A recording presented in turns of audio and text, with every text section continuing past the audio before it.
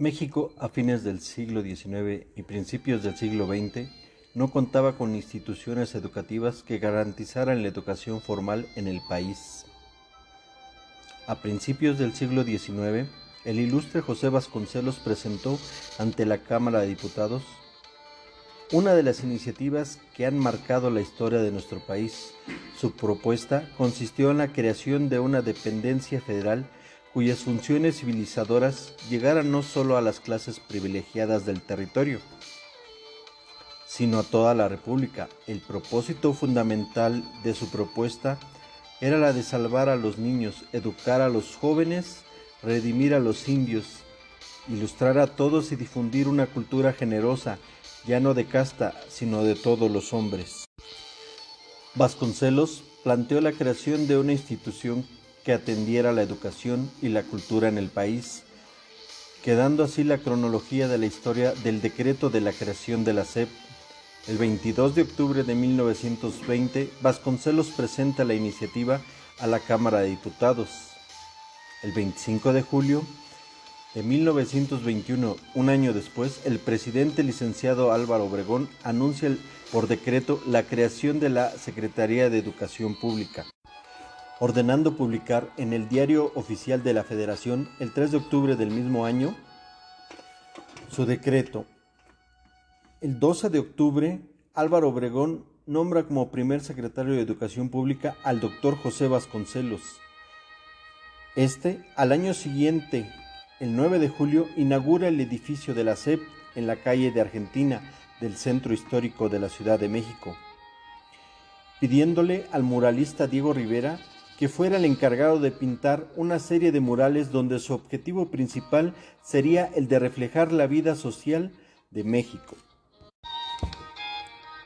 En el siguiente tema te contaré brevemente la historia de las normales, ya que esta comienza con la preocupación de la Compañía Lancasteriana, que crea en 1822 la Escuela Sol, constituyendo el primer precedente de la formación de docentes, ya que seleccionaban a los mejores estudiantes que eran capacitados para que después fungieran como profesores de aproximadamente 10 niños.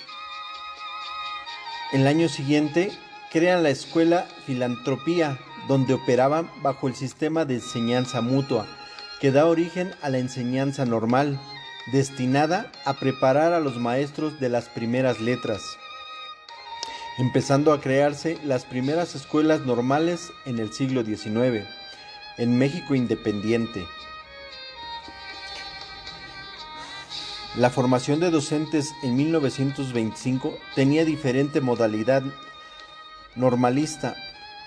Esta comprendía su formación en la educación primaria, normal, básica, rural y secundaria, que comprendía de 6 años de duración. Otra era comprendía en educación primaria, secundaria, normal básica de 3 años y normal superior de 4 años. En 1978 fue creada la Universidad Pedagógica Nacional, la UPN, y la formación docente era comprendida por educación primaria, secundaria, normal básica, 3 años, y la UPN, que sería la licenciatura profesionalizada de 4 años.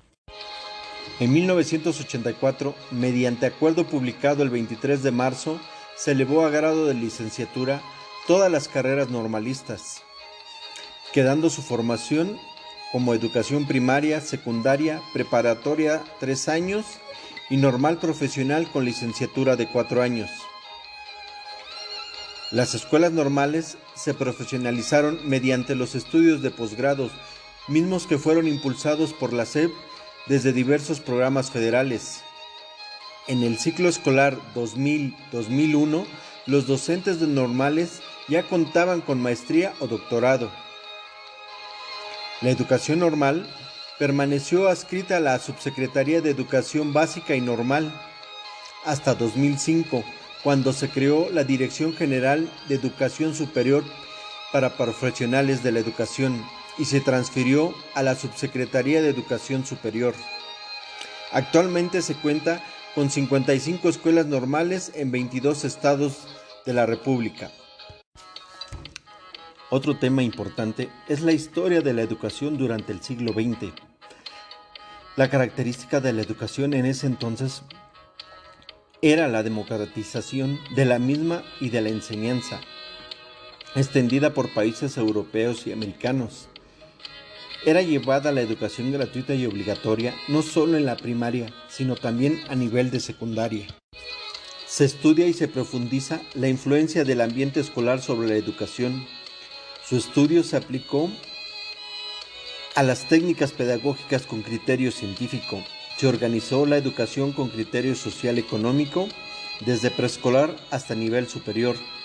Se promovió la investigación científica en la educación, se impulsó la igualdad de oportunidades y se concretó en sus realidades cualitativas y cuantitativas en la escuela pública.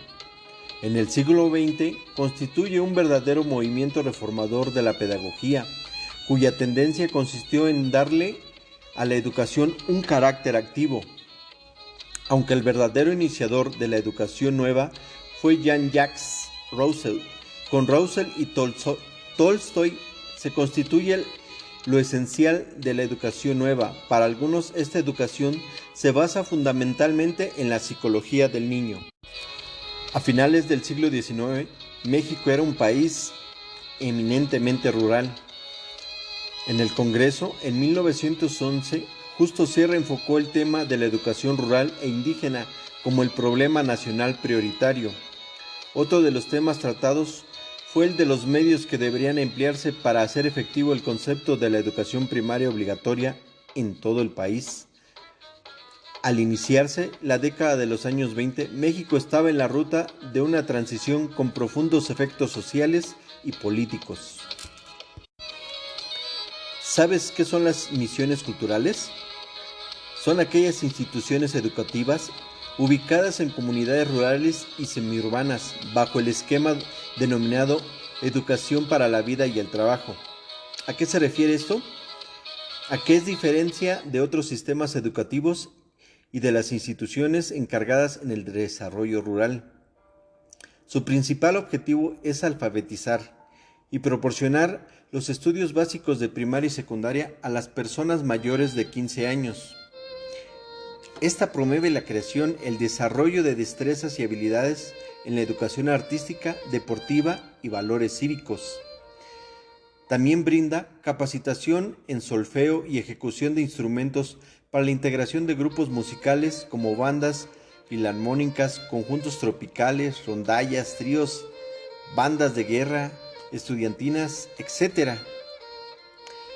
Tiene especialidades enfocadas en los oficios de albañilería, actividades agropecuarias, de carpintería, educación familiar, enfermería y primeros auxilios.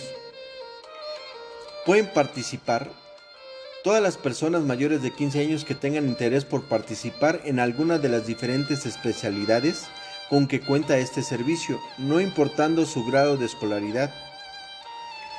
La misión cultural se forma por 9 especialidades, un jefe de misión cultural, una secretaria y un intendente, formando un colectivo con responsabilidad social y al servicio de las comunidades rurales y semiurbanas en las cuales se establecen. Te podría decir que la historia de las telesecundarias empezaron con un modelo de educación mexicano creado en 1968 con el objeto de impartir la educación secundaria a través de transmisiones televisivas en las zonas rurales o de difícil acceso en la República Mexicana. Y también para abatir el analfabetismo inesperadamente en la década de los 70 que aún continúa aplicándose. Al finalizar el sexenio del presidente Adolfo López Mateos, el analfabetismo en México superaba más del 30% de la población mexicana. Ya en 1968, durante la presidencia de Gustavo Díaz Ordaz, siendo titular de la Secretaría de Educación Pública Agustín Yáñez, se crea el sistema de educación a distancia por televisión, y las primeras clases fueron impartidas y transmitidas